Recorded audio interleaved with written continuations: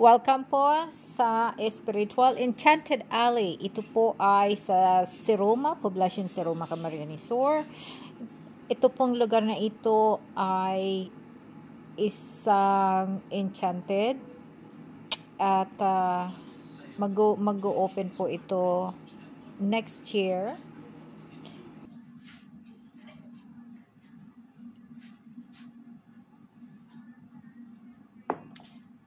Magandang umaga po, magandang tanghali, magandang hapon, magandang gabi mga kaantingero, antingera ko dyan. Sa video po na ito, isi-share ko po sa inyo ang isang magandang orasyon po. Ito ay para magtanggal ng kamalasan sa buhay natin. Ito po ay ginagamit ko, syempre, kaya gusto kong i-share sa inyo. At hindi naman natin kinakailan na may mga tao na laging naghahangad ng kasamaan ng ibang kapwa. Ano po? So, bago pa man po ang lahat, syempre kung ang video na ito ay hindi para sa inyo, skip na lamang po. Pero kung kagaya ko, kayo na ganito, mahilig tayo sa mga ganitong usapin, hala, tara na. Ang ano po nito, madali lamang po itong gagawin. Ang mga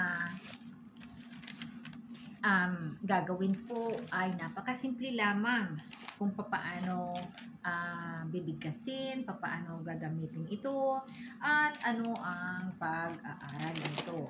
Siyempre, napakadali po ito. Agyan, napakadali.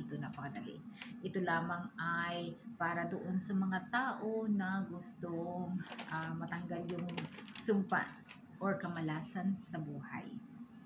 At bago pa man po ang lahat, ano muna tayo? Pabango. Ayan, kasi importante po yan. Ang amoy, itong pabango po na ito ay ginagawa ko. Maganda ito na magdala ng swerte sa buhay natin. At least po pananiwala ko. Wala naman pong mawawala kung ginagawa ko yun or gagawin ninyo kasi ang lahat po ay sa paniniwala natin. At syempre, dasal, importanteng dasal na taimtim natin sa mahal na Diyos. Syempre naman, ano po, ang walang mangyayari, hindi natin makakamtan ang anumang gusto natin kung syempre hindi tayo mananampalataya sa mahal na Diyos. Yan po ang unang-una. So, eto na po ang paggamit po ng orasyon na ito ay bibigkasin lamang ng 3 beses habang naglalagay ng asin sa pintuan o habang naliligo sa flowing water. Halimbawa po, wag po yung tabo kasi ang tabo hindi flowing water. Yung shower po ay flowing water. Ano po?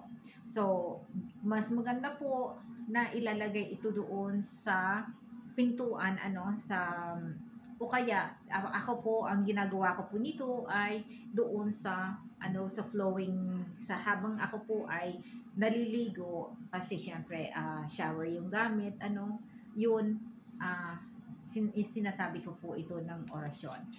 So doon po sa mga walang shower na hindi flowing water, sapa or ilog, yun po ay flowing water. Yes, pwede pong gawin yun So sabayan po, syempre sabayan ng taimtim at malinis na pag-iisip. Malinis po kaya dapat i-focus ang sarili natin.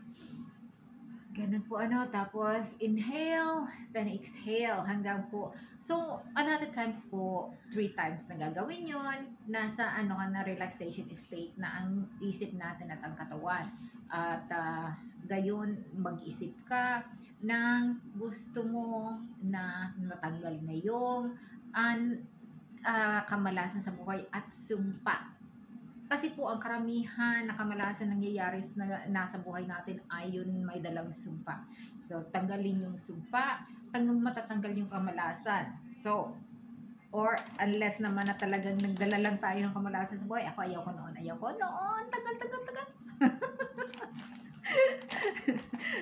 So, Ito po, pwedeng isama ito sa pagdarasal o sa ritual ng cleansing. So kapag tayo po ay naliligo, yun ay cleansing.